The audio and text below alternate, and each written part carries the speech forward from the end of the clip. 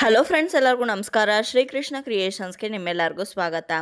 ಇವತ್ತಿನ ಈ ವಿಡಿಯೋದಲ್ಲಿ ಶರನ್ನವರಾತ್ರಿಯ ಕೊನೆಯ ದಿವಸ ವಿಜಯದಶಮಿ ಪೂಜೆಯನ್ನು ಯಾವ ಸಮಯದಲ್ಲಿ ಮಾಡಬೇಕು, ಹಾಗೆ ಯಾವ ರೀತಿ ಮಾಡಬೇಕು, ದುರ್ಗಾದೇವಿಗೆ ಪ್ರಿಯವಾಗಿರುವಂಥ ಹೂ ಯಾವುದು, ನೈವೇದ್ಯ ಯಾವುದು, ಯಾವ ಬಣ್ಣದ ಬಟ್ಟೆಯನ್ನು ಧರಿಸಿ ಪೂಜೆಯನ್ನು ಮಾಡಬೇಕಾಗತ್ತೆ, ಯಾವ ಮಂತ್ರವನ್ನು ಹೇಳಬೇಕು ಅನ್ನೋದೆಲ್ಲದನ್ನು ಕೂಡ ಇವತ್ತಿನ ಈ ವಿಡಿಯೋದಲ್ಲಿ ನಿಮ್ಮೆಲ್ಲರಿಗೂ ತಿಳಿಸ್ಕೊಡ್ತಾ ಇದ್ದೀನಿ. ಹಾಗಾದರೆ ಇನ್ಯಾಗ್ತಡ, ಬನ್ನಿ ವಿಡಿಯೋನ ಶುರು ಮಾಡೋಣ.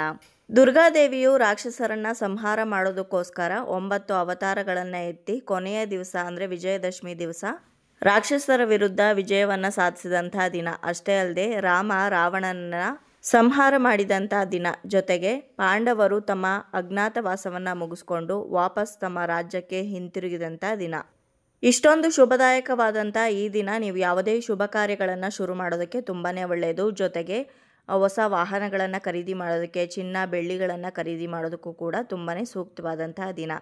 ವಿಜಯದಶಮಿ ಈ ವರ್ಷ ಅಂದರೆ 2025ನೇ ಇಸ್ವಿಯಲ್ಲಿ ಅಕ್ಟೋಬರ್ 2ನೇ ತಾರೀಕು ಬಂದಿದೆ. ಇನ್ನು ದಶಮಿ ತಿಥಿ ಯಾವಾಗ ಆರಂಭವಾಗಿ ಯಾವಾಗ ಅಂತ್ಯಗೊಳ್ಳುತ್ತೆ, ಹಾಗೆ ಯಾವ ಸಮಯದಲ್ಲಿ ಪೂಜೆಯನ್ನು ಮಾಡಬೇಕು ಅಂತ ಇವಾಗ ತಿಳ್ಕೊಳ್ಳೋಣ.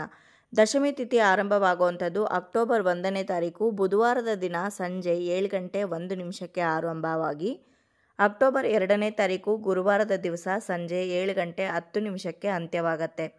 ದಶಮಿ ತಿಥಿ ಅಕ್ಟೋಬರ್ 1ನೇ ತಾರೀಕು ಬುಧವಾರನೇ ಆರಂಭ ಆದರೂ ಕೂಡ ಸೂರ್ಯ ಉದಯ ಆಗುವಂಥ ತಿಥಿ ಅಕ್ಟೋಬರ್ 2ನೇ ತಾರೀಕು ಇರೋದ್ರಿಂದ ದಶಮಿ ಪೂಜೆಯನ್ನು ಅಂದರೆ ವಿಜಯದಶಮಿ ಪೂಜೆಯನ್ನು ಅಕ್ಟೋಬರ್ 2ನೇ ತಾರೀಕೆ ಆಚರಣೆ ಮಾಡಬೇಕು. ಬೆಳಗ್ಗೆಯಿಂದ ಸಂಜೆ 7 ಗಂಟೆ 10 ನಿಮಿಷದವರೆಗೂ ಕೂಡ ದಶಮಿ ತಿಥಿ ಇರೋದ್ರಿಂದ ನೀವು ಯಾವುದೇ ಸಮಯದಲ್ಲಿ ಪೂಜೆ ಮಾಡ್ಬೋದು.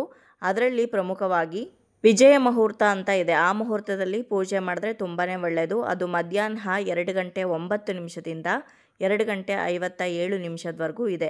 ಈ ಸಮಯದಲ್ಲಿ ಮನೆಯಲ್ಲೂ ಕೂಡ ಪೂಜೆ ಮಾಡ್ಬೋದು. ಜೊತೆಗೆ ಬನ್ನಿ ಮರದ ಪೂಜೆಯನ್ನು ಕೂಡ ಮಾಡ್ಬೋದು. ಇನ್ನು ಇನ್ನೊಂದು ಪೂಜೆ ಮುಹೂರ್ತ ಇದೆ. ಇದು ಮಧ್ಯಾಹ್ನನೇ ಬಂದಿರೋವಂಥ ಟೈಮಿಂಗ್ಸ್. ಇದು ಅಪರಾಹ್ನ ಪೂಜಾ ಟೈಮಿಂಗ್ಸ್ ಅಂತ 1 ಗಂಟೆ 21 ನಿಮಿಷದಿಂದ 3 ಗಂಟೆ 45 ನಿಮಿಷದವರೆಗೂ ಕೂಡ ಇರುತ್ತೆ. ಆ ಸಮಯದಲ್ಲೂ ಕೂಡ ನೀವು ಪೂಜೆಯನ್ನು ಮಾಡ್ಬೋದು. ಅಂದರೆ ಮನೆಯಲ್ಲೂ ಪೂಜೆ ಮಾಡ್ಬೋದು, ಹಾಗೆ ಶಮಿ ವೃಕ್ಷದ ಪೂಜೆಯನ್ನು ಕೂಡ ಮಾಡ್ಬೋದು. ಇನ್ನು ಅವತ್ತಿನ ದಿವಸ ದುರ್ಗಾದೇವಿಗೆ ಯಾವ ಹೂಗಳನ್ನು ಅರ್ಪಿಸಬೇಕು ಅಂದರೆ ಕೆಂಪು ಹೂಗಳು, ಯಾವುದೇ ಹೂವನ್ನು ನೀವು ಇಟ್ಟು ಪೂಜೆ ಮಾಡ್ಬೋದು. ಕೆಂಪು ಗುಲಾಬಿ, ಕೆಂಪು ಸೇವಂತಿಗೆ, ಕೆಂಪು ದಾಸವಾಳ, ಕನಕಾಂಬರ ಹೂವು, ಕೆಂಪು ಕಮಲದ ಹೂವು, ಕಣಗಲೆ ಹೂವು, ಈ ರೀತಿ ಕೆಂಪು ಬಣ್ಣದ ಯಾವುದೇ ಹೂಗಳನ್ನು ಅವತ್ತಿನ ದಿವಸ ನೀವು ದೇವಿಗೆ ಇಟ್ಟು ಪೂಜೆಯನ್ನು ಮಾಡ್ಬೋದು. ಇನ್ನು ದೇವಿಗೆ ಅತ್ಯಂತ ಪ್ರಿಯವಾಗಿರುವಂಥ ನೈವೇದ್ಯ ಅಂದರೆ ಗೂಡಾನ್ನ ಅಂದರೆ ಬೆಲ್ಲದ ಅನ್ನ ಮಾಡಿ ಇಟ್ಟು ನೀವು ನೈವೇದ್ಯವನ್ನು ಮಾಡಬೇಕಾಗತ್ತೆ.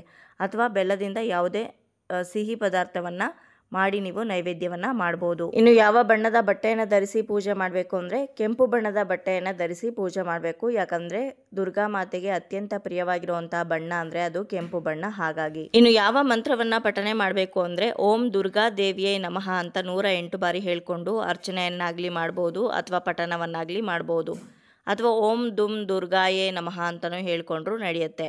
ಇನ್ನು ದುರ್ಗಾದೇವಿಯ ಕಳಸ ಹಾಗೆ ಫೋಟೋ ವಿಸರ್ಜನೆಯನ್ನು, ಅಖಂಡ ದೀಪದ ವಿಸರ್ಜನೆಯನ್ನು ಯಾವಾಗ ಮಾಡಬೇಕು ಅಂದರೆ ಪೂಜೆ ಎಲ್ಲ ಮಾಡಿ ಮುಗಿಸಿದ ನಂತರ ಬನ್ನಿ ಮರದ ಪೂಜೆಯನ್ನು ಮಾಡಿ ಬನ್ನಿ ಪತ್ರೆಯನ್ನು ತೊಗೊಂಡು ಬಂದು ದೇವ್ರಿಗಿಟ್ಟು ಅನಂತರ ನೀವು ವಿಸರ್ಜನೆಯನ್ನು ಮಾಡಬೇಕಾಗತ್ತೆ.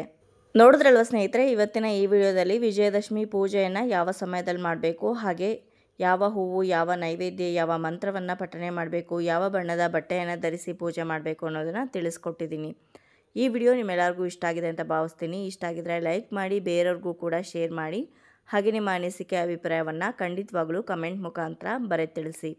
ಮತ್ತೊಂದು ಉಪಯುಕ್ತ ಪೂಜಾ ಮಾಹಿತಿಯೊಂದಿಗೆ ನಿಮ್ಮನ್ನ ಮತ್ತೆ ಭೇಟಿ ಆಗ್ತೀನಿ.